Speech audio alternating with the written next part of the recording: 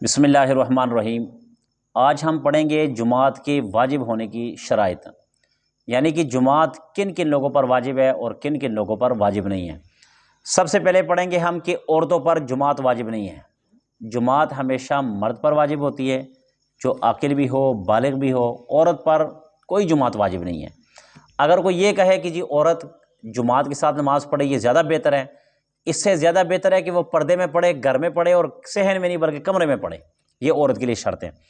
دوسرا یہ کہ جماعت کے واجب ہونے کے لیے بالغ ہونا، نابالغوں پر جماعت واجب نہیں ہے، یعنی کہ لڑکا بالغ جب ہو جائے تو اس پر جماعت واجب ہو جائے گی، اس سے پہلے اس پر کوئی جماعت واجب نہیں ہے۔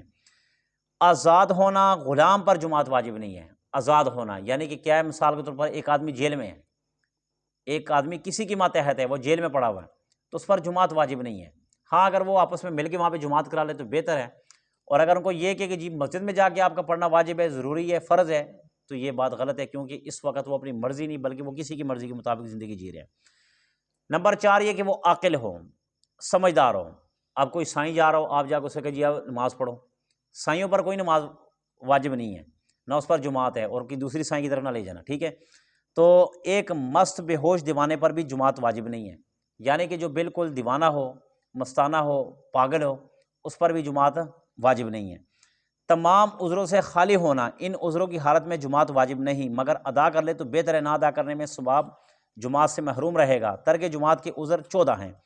دیکھیں ان عذروں سے خالی ہونا، یہ جو عذر ابھی آگے بیان ہو رہے ہیں نا، ان سے خالی ہونا، اگر یہ عذر ہے تو پھر بات کچھ اور ہوگی، مسئلہ کچھ اور ہوگا، اور اگر یہ عذر نہیں تو مسئلہ کچھ اور ہوگا۔ نمبر پہلا کہ بقدر سطر عورت کے نہ پایا جانا۔ مثال کے طور پر ایک آدمی ہے، وہ عاقل بھی ہے، بالغ بھی ہے، بڑا بھی ہے، مرد بھی ہے، اس پر جماعت واجب ہے، مگر اس کے پاس اتنا کپڑا نہیں ہے کہ وہ جا کر مسجد میں اپنا جو شرعی جو پردہ ہے وہ کر لے اور نماز پڑھ لے، اتنا اس کے پاس نہیں ہے، تو اس پر بھی جماعت واجب نہیں ہے۔ اسی طرح مسجد کے راستے میں سخت کیچڑ ہو کہ چلنا سخت دشوار ہو۔ امام ابو یوسف نے حضرت امام اعظم سے پوچھا کہ کیچڑ وغیرہ کی حالت میں جماعت کے لیے آپ کو کیا حکم دیتے ہیں؟ فرمایا جماعت کا چھوڑ دینا مجھے پسند نہیں ہے۔ دیکھیں بعض لوگ بلا کیا کہتے ہیں، بارشوں میں مسجد میں نماز نہیں پڑھنے آتی، جی کیچڑ ہے۔ امام اعظم ابو حنیفہ رحمۃ اللہ علیہ لکھتے ہیں کہ سخت کیچڑ میں بھی مسجد میں جانا بہتر ہے۔ دیکھیں اگر کیچڑ کی حالت میں آپ بازار جا سکتے ہیں، آپ نوکری بھی جا سکتے ہیں، آپ بچوں کو اسکول بھیج سکتے ہیں، اسکول سے لا سکتے ہیں، تو پھر مسجد میں نہ جانے کا آپ کا کیا عذر ہے؟ بہتر یہ کہ جماعت کے ساتھ۔ پانی بہت زور سے برستا ہو، ایسی حالت میں امام محمد نے موطا میں لکھا کہ اگرچہ نہ جانا جائز ہے، مگر بہتر یہ کہ جماعت سے جا کر نماز پڑھیں۔ دیکھیں بہت زور سے بارش ہو رہی ہے، تیز بارش ہو رہی ہے، کہتے ہیں کہ بہتر یہ کہ آپ جا کر گھر میں مسجد میں نماز پڑھ لیں، اور اگر آپ نہیں بھی جا سکتے تو کوئی بات نہیں، مگر بہتر یہ ہے کہ مسجد میں نماز پڑھ لیں۔ اسی طرح سردی سخت ہونا کہ باہر نکلے میں یا مسجد جا کے جانے میں کسی بیماری کے پیدا ہو جانے کا اندیشہ ہو۔ آپ کو پتہ کہ کسی وقت میں بڑی سخت سردی آئی تھی، اور وہ سردی وہ تھی کہ جو ہڈیوں میں اندر چلی جاتی تھی۔ اگر اتنی شدید سردی ہو، ٹھنڈی ہوا چل رہی ہو اور آدمی باہر نکلے، شدید اندیشہ ہے کہ یہ آدمی بیمار ہو سکتا ہے، ٹھیک ہے، اس آدمی کو کچھ ہو سکتا ہے، اپنی طرف سے فتویٰ نہیں لگانا۔ اب بعض لوگ بلا کیا کہتے ہیں کہ چلو یار وہ مسئلہ پڑا تھا، ٹھیک ہے، کمبل سے نکلے گرم گرم کمبل سے، اور یار مسئلہ تو پڑا تھا نا کہ جا نہیں سکتی، بیماری لگ سکتی، بھائی پڑھ لو۔ اگر بیماری لگ سکتی پھر سال دے 6 مہینے جب تک سردی رہنی پھر کمبل تو باہر نہ ہو، اے بھی فتویٰ ہے، سمجھ آ رہی ہے نا، مگر آنا ہے مسجد میں۔ یہ اس صورت میں ہے کہ واقعتاً دیکھو کہ بیمار آدمی ہے، اگر اس کو ٹھنڈی ہوا لگی تو مزید اور بیمار ہو سکتا، تو پھر وہ گھر میں نماز پڑھ لیں۔ مسجد جانے میں مال اسباب کی چوری ہو جانے کا خوف ہو۔ مثال کے طور پر آپ اکیلے ایک جگہ پہ بیٹھے ہیں، آپ کا گھر خالی ہے، اور آپ اگر یہاں سے نکلیں گے تو آپ کو پتہ ہے کہ شاید حالات اس وقت بہتر نہیں ہیں، کوئی مکان سے چوری کر سکتا ہے، پکا یقین ہو، تو پھر آپ مسجد میں نماز پڑھنے نہ جائیں بلکہ مسجد میں ٹھہریں، مسجد میں نماز پڑھنے نہ آئے بلکہ گھر میں ٹھہریں۔ مسجد جانے میں کسی دشمن کے مل جانے کا خوف ہو۔ اب آپ مسجد جا رہے ہیں اور آپ کو پتہ ہے کہ یار میرا دشمن مجھے مل سکتا ہے، جیسے آج کل کے حالات ہے، بھئی اگر میں گھر سے نکلا تو مجھے پولیس وغیرہ پکڑ لے گی، ٹھیک ہے، تو پھر آپ نہ نکلیں، آپ نماز کہاں پہ پڑھیں؟ گھر میں پڑھیں، اگر دشمن کا مل جانے کا خوف ہو۔ مسجد جانے میں کسی قرض وہاں کے ملنے کا اور اسے تکلیف پہنچنے کا خوف ہو، بشرطے کہ اس کی قرض کے ادا کرنے پر قادر نہ ہو، اور اگر قادر ہو تو وہ ظالم سمجھا جائے گا اور اس کو ترک جماعت کی اجازت نہ ہوگی۔ دیکھیں آپ مسجد جانے لگے اور آپ کو پتہ ہے کہ جس کا میں نے پیسے دینے ہیں، اگر وہ راستے میں کھڑا ہوگا مجھے برا بلا بھی کہے گا، اذیت بھی دے گا، تو آپ مسجد نہ آئیں، گھر میں پڑھیں، یہ اس حالت میں ہے کہ آپ پیسے دینے پہ قادر نہیں ہیں۔ قادر سے مراد بلا کیا ہے کہ آپ کے پاس پیسے پڑے ہوئے ہیں اور آپ دے نہیں رہے۔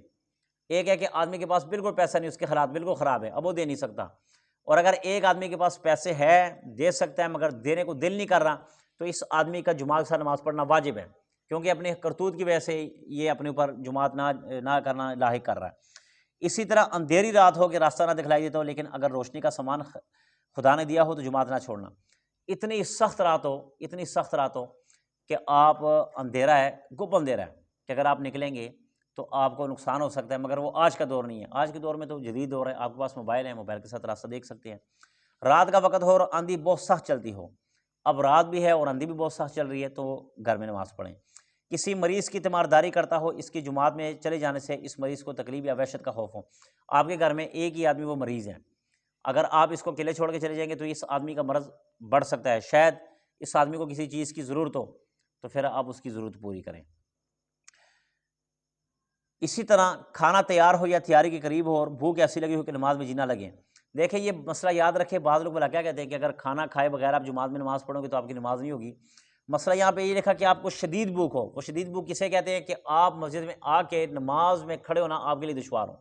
آپ نے دیکھا کہ بعض دفعہ بندے کو بھوک لگ جاتی ہے نا تو پیٹ میں درد ہونا شروع ہو جاتا ہے، ٹھیک ہے، وہ والی بھوک ہو، عام والی بھوک نہ ہو، ٹھیک ہے، کہ بریانی گھر میں پکی دیکھ لی، آپ کو پتہ ہے نماز پڑھنے جاؤں گا شاید پیچھے بچے ہی نہ، اور دوسری جماعت چھوڑ دو، نہیں، نماز پڑھنے ہو، قسمت میں ہوگی تو مل جائے گی۔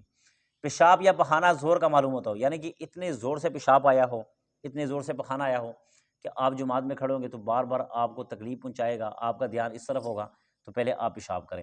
سفر کا ارادہ رکھتا ہو اور خوف ہو کہ جماعت سے نماز پڑھنے میں دیر ہو جائے گی، قافلہ نکل جائے گا۔ ریل کا مسئلہ اسی پر قیاس کی وجہ سے، مگر فرق اس قدر ہے کہ وہاں ایک قافلے کے بعد دوسرا قافلہ بہت دنوں میں ملتا ہے، اور یہاں ایک ریل ایک دن میں کئی بار جاتی ہے۔ اگر ایک وقت کی ریل نہ ملے تو دوسرے وقت جا سکتا ہے۔ ہاں اگر کوئی ایسی سخت حرج ہو تو مذائقہ نہیں، ہماری شریعت سے حرج اٹھا دیا گیا۔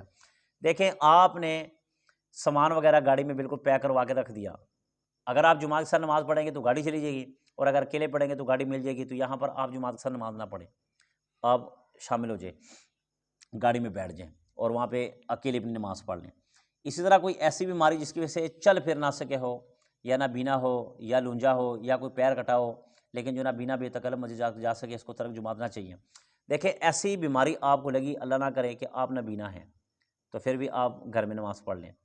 آپ کو اللہ نہ کرے فالج ہے، آپ کا پاؤں کٹ گیا، آپ نہ بینا ہے، یا کوئی اور ایسی بڑی بیماری لگی کہ جس کی وجہ سے آپ مسجد نہیں جا سکتے، تو آپ گھر میں نماز پڑھ سکتے ہیں۔